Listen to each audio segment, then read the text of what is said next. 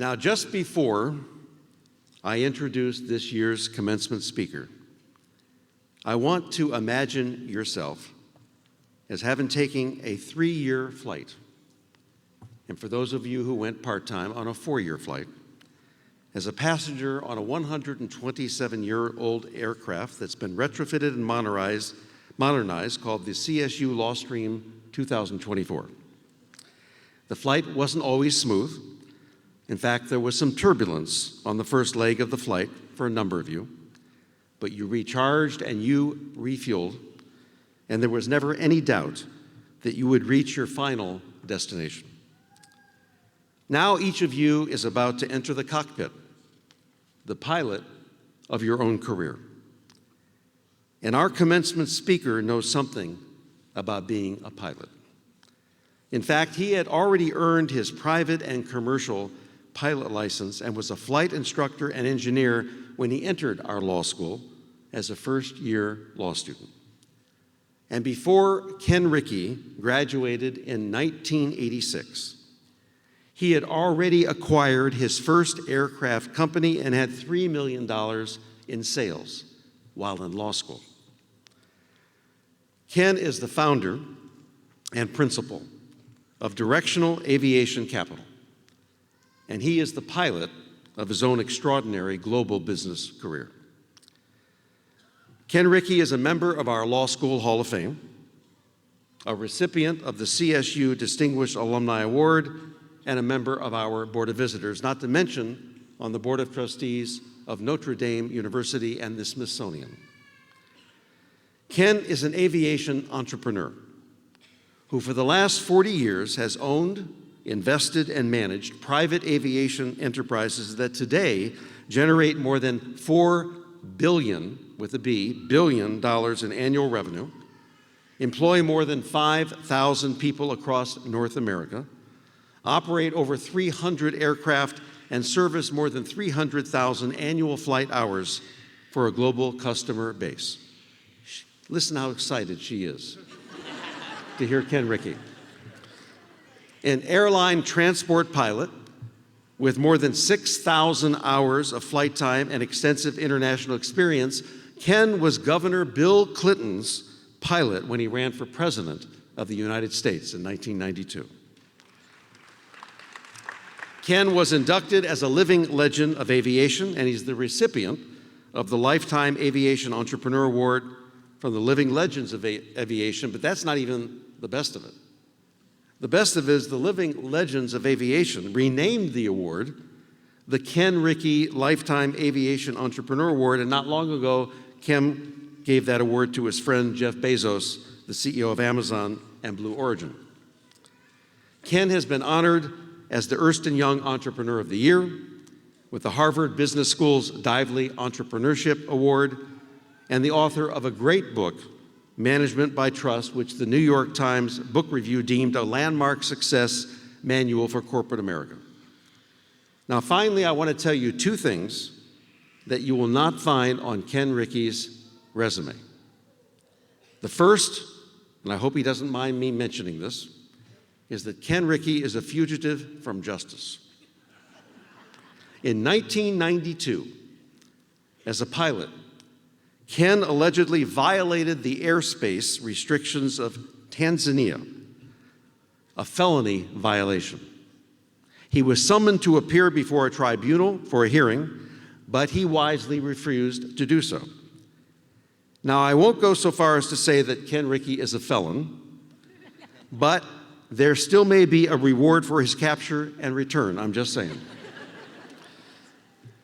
The second thing you won't find on Kenn Ricci's resume is that he's not only a global business leader, he's a global husband. He's a global father. Kenn and his wife, Pam, took their children out of school for a year to allow his family to travel the world. For them, homeschooling was global schooling. The most important thing to Kenn Ricci is not his extraordinary career or his many companies. It's his family. So, ladies and gentlemen, fasten your seatbelts. And please join me in welcoming our distinguished graduate and your pilot for this afternoon, Kenn Ricci.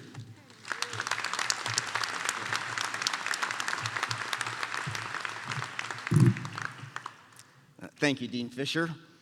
Nothing like being outed as a fugitive during a law school commencement. Thank God there's no judges in the room. Of course, how many times do you get a fugitive at your commencement? By the way, if you become licensed in Tanzania, call me. I need a representation there for my appeal. And I am innocent.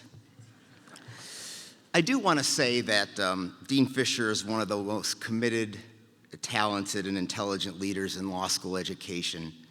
We all enjoy his Monday wisdom and his passion, and we're so grateful for all you do for our law school. Thank you.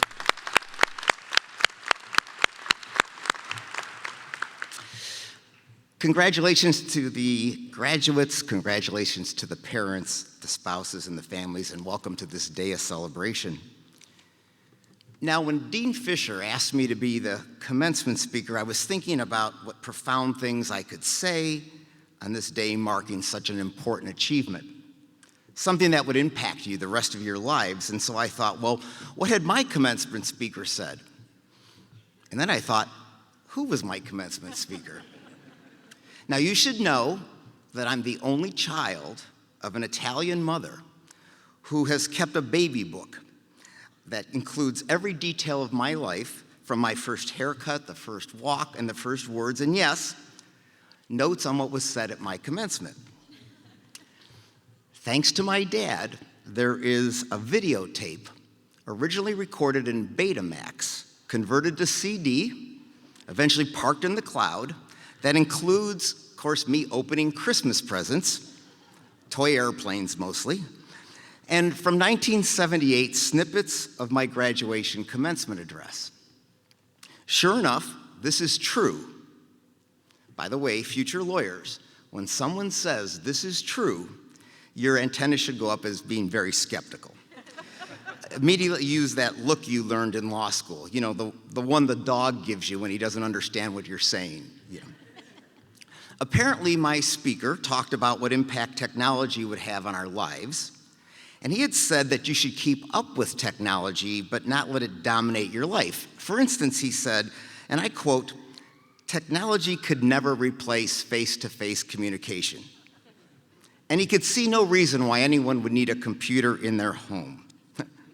I guess he was right, we have them in our pockets.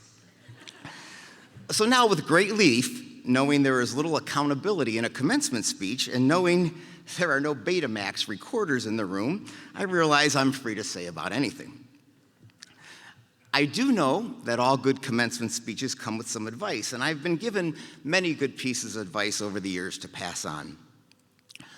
One of my father's best pieces of advice was, don't miss the 5 best days of your life.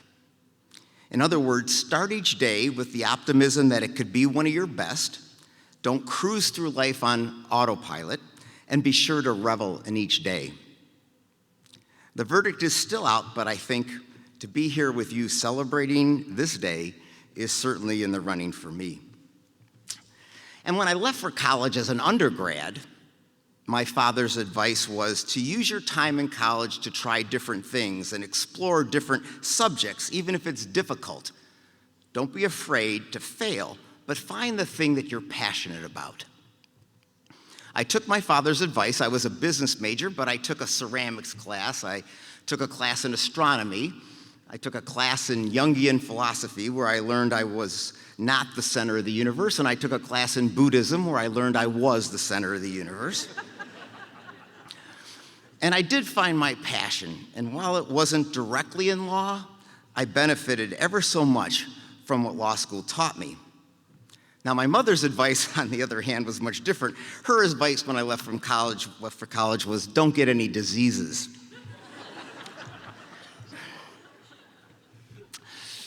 My father was not a lawyer, but he thought it was the greatest profession. He admired lawyers. In his eyes, they were principled, ethical, smart. They had to be compassionate, good listeners, and champions of the causes of underdogs. And I believe he raised me to embrace these traits. Also, honestly, my desire to attend law school was born out of his passion for the profession. And when I decided to attend law school, my dad and I went to lunch with his favorite attorney, man by the name of Dan McCarthy, also a graduate of Cleveland Marshall Law School, and the patriarch of a very prestigious firm here in Cleveland. At that lunch, Dan gave me the great piece of law school advice. He told me, no matter what course, torts, criminal procedure, contracts, no matter what fact situation you're presented with, no matter what issue is to be decided in law school, the answer to every question begins with, "It depends." Now, I bet your graduates are wondering why wasn't you invited to be your speaker on the first day of law school instead of the last. But let me explain how this has an effect on our graduates for the last 3 years. Their courses and studies have focused on looking at a wide range of situations that lead to disagreements and disputes, real things that happen in everyday life that create conflicts between the parties involved, and, of course, employment for their trade. They look at these disputes through the lens of where is justice? What is the right thing to do? And they practice applying the law and historical precedent to try to determine a fair and correct outcome. I decided I would fully immerse our guests in our graduates' law school experience and give you an example of a case study. Also, last bit of first-year law school nostalgia for our graduates. Not to worry, I'm not going to randomly call on anyone for an answer. By the way, this is a true case, and not the kind you need your skeptical dog look, but the one that you can use like, seriously, this is true? So in the summer of 1924, a 40-year-old housekeeper named Helen Palsgraf was taking her daughters to the beach. To get to the beach, they would take the Long Island Railroad. And while they were waiting on a train platform, another train, not theirs, pulled in. And as it began to move, a man was running to catch the train. He was carrying a package under his arm. A conductor, apparently trying to tell him to hurry and assist him onto the train, grabbed a hold of him. And the man, while jumping on the train, drops the package. Now, this story is still true. The package then explodes. Apparently, it contained fireworks, which started shooting in all directions on the platform. Either the force of the explosion or the panicking of those on the platform caused a tall, large, coin-operated scale to topple over, and of course, it falls onto Mrs. Palsgraf. She suffered from shock and bruising, and later developed a stammer that doctors said was the result of the incident. Now, the dispute, the legal question, is the Long Island Railroad liable for the trauma that was caused to Mrs. Palsgraf? So Dan McCarthy knew, our graduates know, and now you know that the answer to our Long Island liability question begins with, it depends. It depends on factual details. It depends on how laws are applied. It depends on historical precedent. It depends on the judge, on the jury. Our graduates learn how to reach an answer while considering all these variables. What law school teaches is that solutions to complex situations depend. The skill set you, our graduates, are leaving here with is your ability to look at situations from many perspectives. I would argue that this trait is more valuable today than ever, and also more at risk in our polarized environment where every issue has an immediate magnetic attraction to a preordained position. Dean Fisher mentioned that I was President Clinton's pilot when he ran for office, and this came about because up until that time I had been flying concert tours, Bruce Springsteen, Elton John, Barbra Streisand, and this was a very specialized job for a pilot in aviation because privacy, confidentiality, security were essential. And I had a reputation as being very reliable, and mostly you got these jobs through referrals. The unique thing about these types of tours was that they were short-term, usually 2-3 months, and 2-3 months. They were called gigs in musicians' terms, but usually you got paid 2 to 3 times the going rate that a pilot would make because of the short-term tenure of the position. So a broker calls me and he says, "Ken, I know you fly a lot of concert tours. Have you ever done a political tour?" And of course, the immediate question in my mind was, well, how long is this for? And he said, "It's for 13 months. Oh, good gig. I said, "What's the guy running for?" He said, "He's running for president." And I said, "Who is it?" And they said, "It's the governor of Arkansas." And I said, "This guy has no chance of becoming president, and he is not going to need an airplane for 13 months. Well, as you know, it did turn out to be a 13-month gig, and as is prone to happen between pilots and their passengers, a certain amount of trust builds. And with Clinton, that trust evolved into a 20-year relationship where we had many opportunities to converse off the record and on a variety of subjects. In case you didn't know, he was incredibly smart and he liked to talk. And, well, I was less smart and liked to listen. So one of the issues he talked about often is actually extremely relevant today, is the challenge in the Middle East. He tried very hard in the late 1990s, although unsuccessfully, to help craft a peace agreement in the Middle East. In a conversation I had with him in 2002, after he had left office, we discussed why this attempt at peace wasn't successful. He said its success depended on the political fervor in the respective countries. It depended on the ability of people to want to build something as opposed to destroy something. And it depended upon whether each country's leaders had the ability to create a vision of positive outcome and not negative. The solution was not necessarily in having the right formula, a one-state solution, a two-state solution, settlements, no settlements. It depended on those involved. It depended on reading the situation. In other words, almost any solution could work depending upon what affected each side, and almost no solution would work if the opposite influence prevailed. To solve the most complex political issues takes a person whose skills are in measuring and assessing variables, a skill set that understands that the important things come after it depends. Oliver Wendell Holmes, a Supreme Court justice for over 30 years and one of its most acclaimed jurists, said, "The soul of the law is experience. The court is not a robot. It doesn't simply apply the letter of the law, but it applies common sense and practical experience. Judges, as human decision makers, bring their wisdom, intuition, and understanding of societal norms to the courtroom. Judges are human. The law is human. Business is human.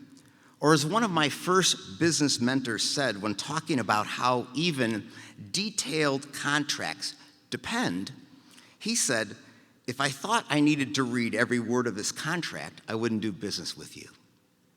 The world is subjective, and unyielding positions bathed in absolutes are more often the source of conflicts rather than its solution. The ability to look at circumstances, situations, personalities, and use your ability to understand how this will affect the outcome is the specialized task that you, our graduates, have learned and studied. You have learned the skill set of how to analyze and assess everything that comes after it depends. You have a skill set that is useful to define the law, to determine who is right, to make business decisions, to affect politics, and to solve problems. This will be an advantage in almost any direction you choose to focus your efforts. As a trial lawyer, a contracts lawyer, a judge, a teacher, a businessman, or yes, even a pilot. Using your skill set correctly will be valuable in giving those who surround you a unique perspective. It will make you a great counselor to others and a trusted confidant. You, more than most, are aware of the injustice, the hurts, the needs, and the wrongs in the world. Leave here using your skill set, not to polarize, but to depolarize. Leave here enlarging the gray area to show that the best decisions, the smartest decisions, are dependent on a varying set of circumstances.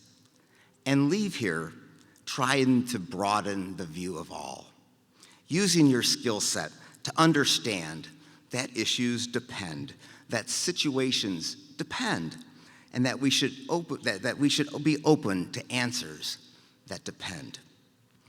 The ability to look at situations with your perspective will always be valuable and a lifelong tribute. No matter what happens, don't dumb down this skill set as you distance yourself from your law school years.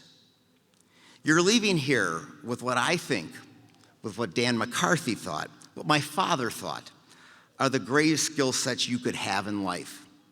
The ability to analyze complex situations, the ability to listen, and the ability to champion the causes of underdogs.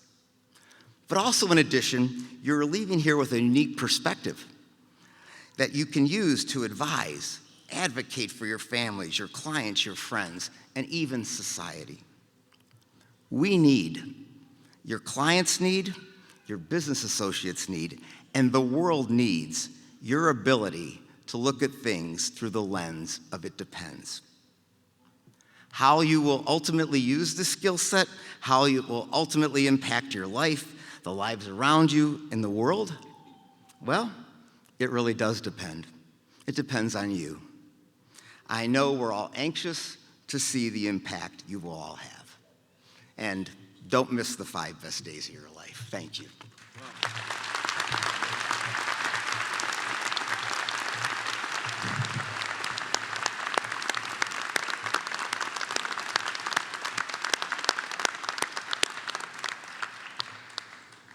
Ken, thank you for being our pilot this afternoon and giving us such wise advice.